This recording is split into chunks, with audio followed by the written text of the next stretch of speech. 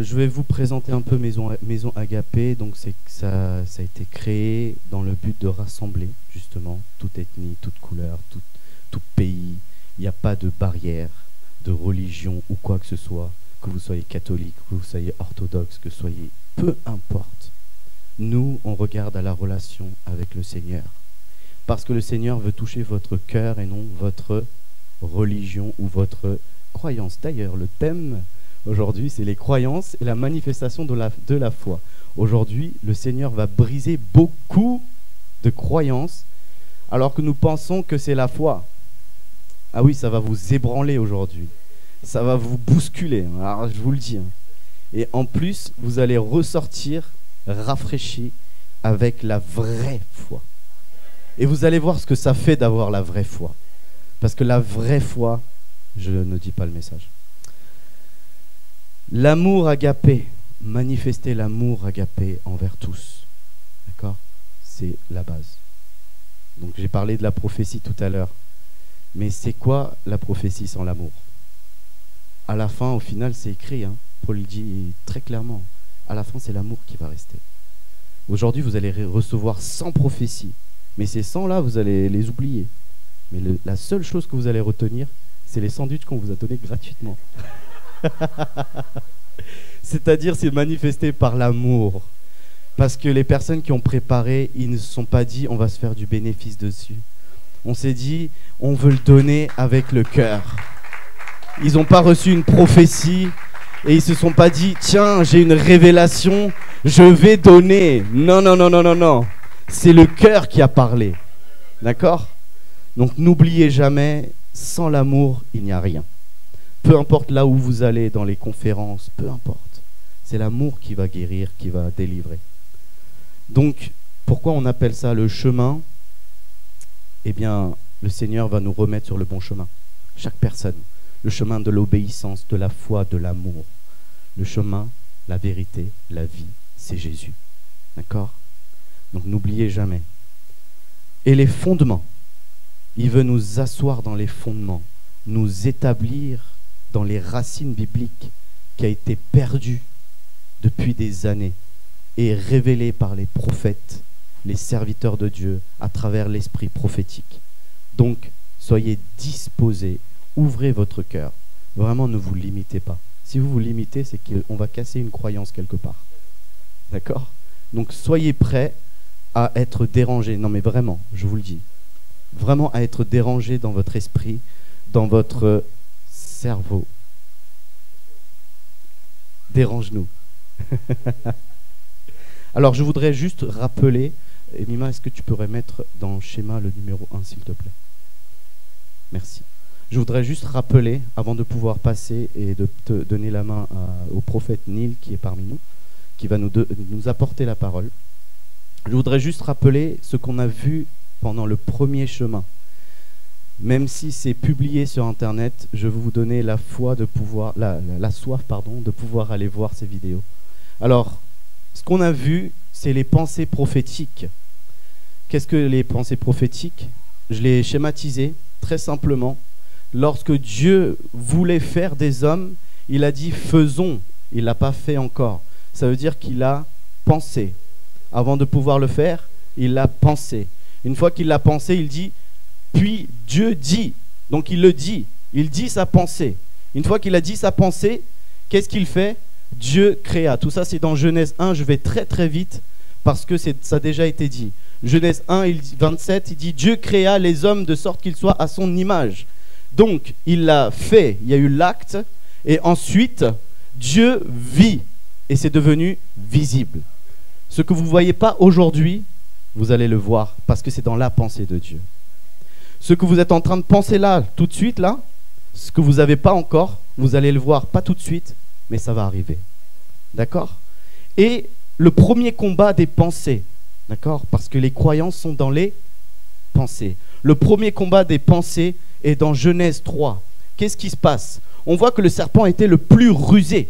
Le serpent était stratégique. Il avait déjà prémédité. Il avait déjà pensé. Il voulait la place de l'homme. Alors, il a pensé. Ensuite, il va aller dire. Donc, sa pensée, il va aller dire à qui? à la femme. Il va aller dire, la femme, Dieu a-t-il réellement dit, vous ne mangerez pas de tous les arbres du jardin?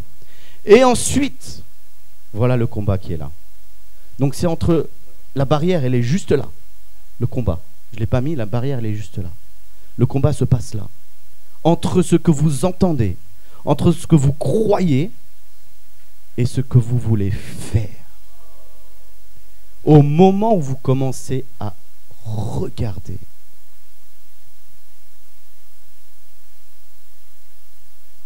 l'acte commence. Et une fois que vous l'avez pris, ça devient visible. Les yeux de l'un et de l'autre s'ouvrir. D'accord? Je veux établir cette base avant qu'on puisse rentrer pleinement, parce que je sais qu'ils ont des paroles, des trésors venus du ciel et qu'on va partager ensemble. Alors je veux que vous compreniez ça et que vous mettiez ça dans votre tête. C'est que les pensées, c'est hyper important. Tout commence par la pensée. C'est pour ça qu'on a commencé par le chemin 1. Donc disposez vos cœurs. Disposez vos pensées. Vous voyez, Ève, le serpent dit à Ève, vous ne mourrez point. C'est une croyance. C'est un mensonge. C'est une croyance qu'il veut établir en Ève. Et du coup, quand elle a accepté cette croyance, c'est au moment où elle accepte qu'elle se dit, elle commence à regarder. Elle commence à se dire, ok, est-ce que je peux le prendre? Ok, je pense que je peux le prendre. Du coup, tous les commandements de Dieu, le commandement qui avait été dit est effacé. Contre quoi? Les croyances. Donc la foi qui était en Dieu a été enlevée pour pouvoir établir des croyances et des mensonges. Il parle à la place de Dieu. Le serpent parle à la place de Dieu. Vous en rendez compte? Il dit, Dieu sait que. Mais pour qui il se prend? Donc, on est là pour briser ces croyances. On va se lever pour briser ces croyances, ces forteresses de raisonnement. Amen. Donc, les croyances commencent par la vue et elle agit seulement dans cette croyance. Alors, du coup, je me suis dit, Seigneur, où sont stockées nos croyances? À votre avis? Dans notre âme, disque dur. Parce qu'il y en a, ils ont vu la vidéo de Max. Forteresse de pensée. Mais physiquement, dans notre tête, dans notre cerveau, exactement, dans notre quelque chose qui n'est pas visible au final. Est-ce qu'on voit notre cerveau? Non. Il y a des années, la science n'était pas arrivée à analyser le cerveau. Mais aujourd'hui, on sait comment se passe dans le cerveau. Qui ne sait pas comment ça se passe? Eh bien, on va apprendre. Alors, j'ai dit, Seigneur, pourquoi tu veux que je médite sur le cerveau alors que c'est même pas écrit dans la Bible? J'ai cherché partout, il n'y a pas le mot cerveau. Tu peux mettre le schéma, s'il te plaît. Je vais vous décomposer rapidement, très rapidement, parce que tout va se passer ici et je vous dirai ce que le Seigneur veut faire à travers ça. Vous avez 4 parties qu'on va regarder seulement qui influencent les croyances. D'accord? Le cortex préfrontal qui est à ce niveau-là. Okay? C'est ça qui contrôle les émotions, les raisonnements, l'autoréflexion, l'empathie, prise de décision et planification. Tout se passe ici. Ok? Ensuite, on a le cortex pariétal. Si vous voulez les schémas, il n'y a pas de souci, vous m'envoyez un mail, je vous enverrai. Cortex pariétal, c'est les informations sensorielles, c'est-à-dire ce que vous voyez, ce que vous touchez, ce que vous entendez, ce que vous mangez. Tout ce qui est sensoriel est travaillé avec le cortex pariétal. Ensuite, vous avez le système limbique qui est à l'intérieur. C'est le siège des émotions et des souvenirs. Ok? Et donc, c'est dedans où il y a les croyances qui sont ancrées. Alors, où sont les croyances? Ils sont ancrés dedans. Et ensuite, on a le dernier qui est hyper important, et ça va se passer aujourd'hui. C'est le cortex singulaire antérieur. Qu'est-ce que c'est? C'est le traitement des erreurs et des conflits. C'est-à-dire la remise en question de toutes vos croyances. Ok? On a fait... Alors, j'ai une amie qui est docteur, elle n'est pas là, elle sera là demain. J'ai tout confirmé avec elle, vous inquiétez pas. J'ai vérifié avec elle, elle a vérifié avec 2-3 autres médecins. Vraiment, c'est la science. Maintenant, on reste que dans la science. Mais il faut comprendre, d'accord? C'est le cerveau, vous êtes composé comme ça. Donc, j'ai prié, j'ai dit, Seigneur, pourquoi tu me montres tout ça? Pourquoi tu m'apprends tout ça? Qu'est-ce que tu veux? Qu'est-ce que tu veux nous dire par là? Je priais. Et puis je vois un homme et le front, avec le front, marqué 666. Et là, je fais, wow. Apocalypse 13, nous allons lire ensemble.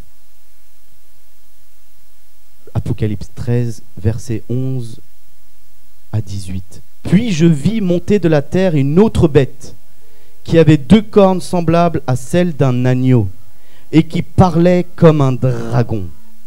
Ça, c'est l'ancien serpent de l'Ancien Testament qui a séduit Ève.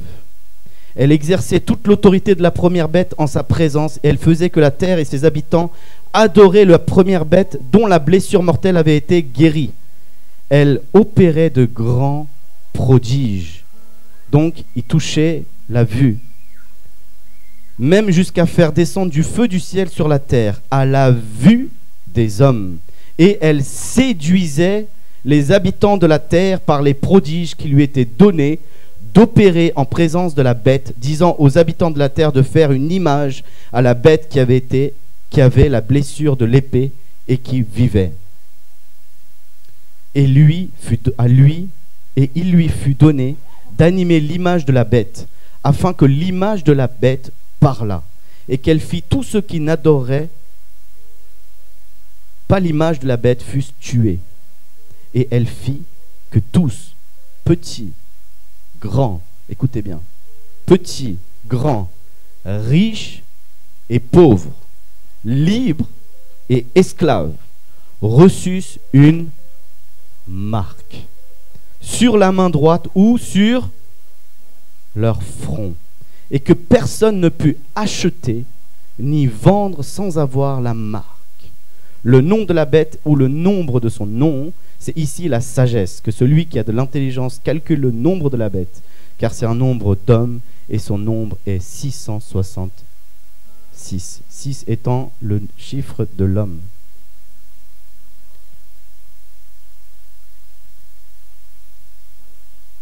Je vous ai dit, il est où le cortex préfrontal, si on peut remettre le schéma?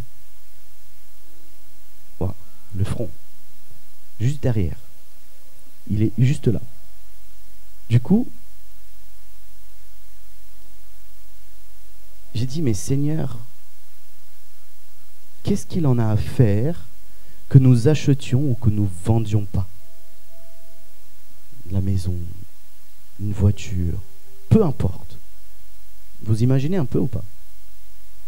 Aujourd'hui, qu'est-ce qui se passe dans le monde aujourd'hui?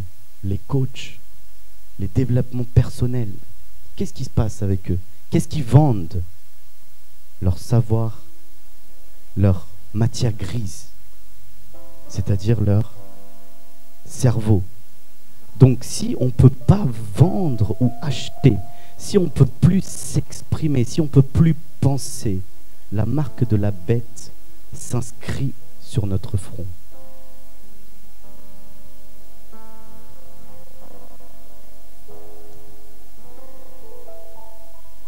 Alors, ce que le diable a déjà commencé à faire, vous ne le voyez pas. La marque, elle n'est pas visible. Elle est invisible dans son cerveau. Le serpent, il est le plus rusé, c'est écrit.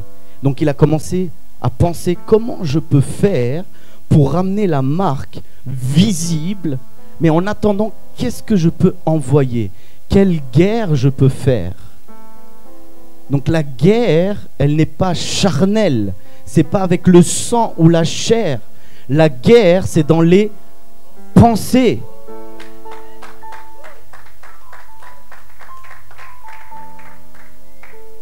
Alors, le front. Il cherche à dissuader, à séduire le peuple de Dieu et les enfants de Dieu. Donc il attaque directement les pensées. Je ne vais pas aller plus loin que ça. Mais contre la marque de la bête, il y a deux mots en grec du coup. Donc la marque, parce qu'ils appellent aussi l'empreinte en français, etc. Mais la marque, ce mot a été utilisé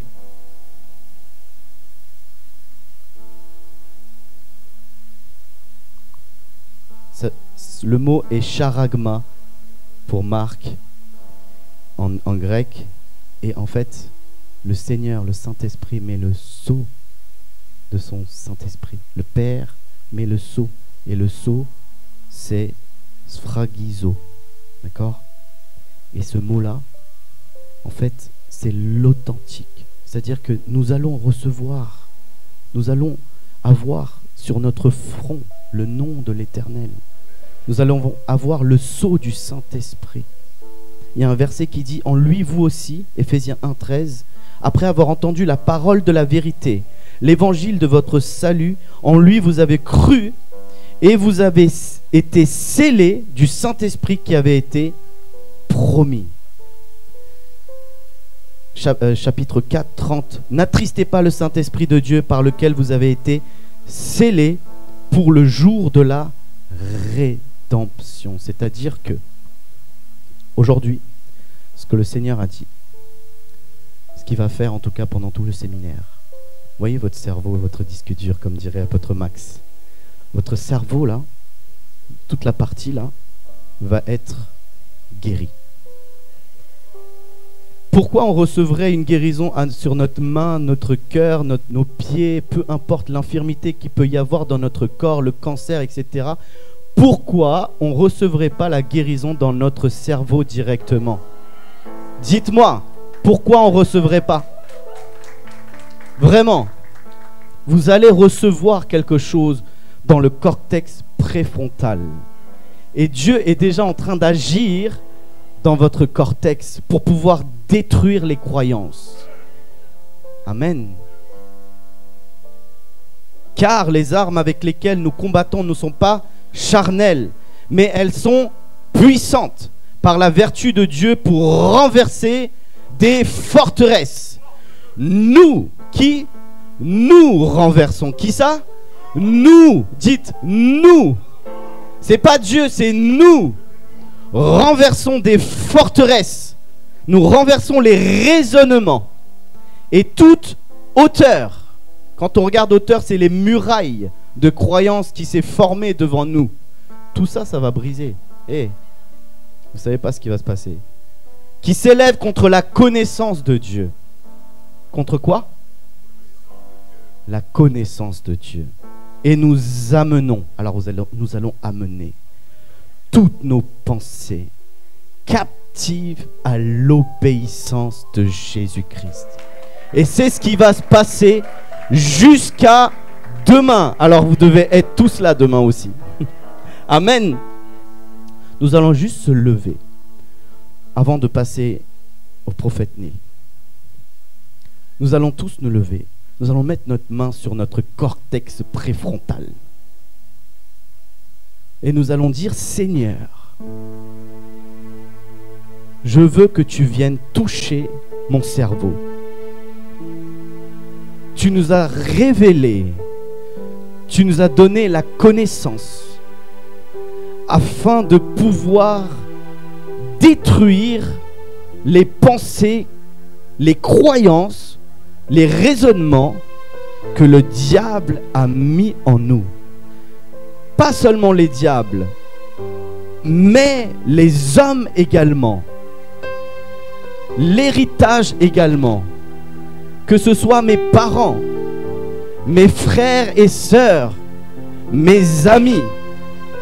Aujourd'hui, Je renverse. Dites, je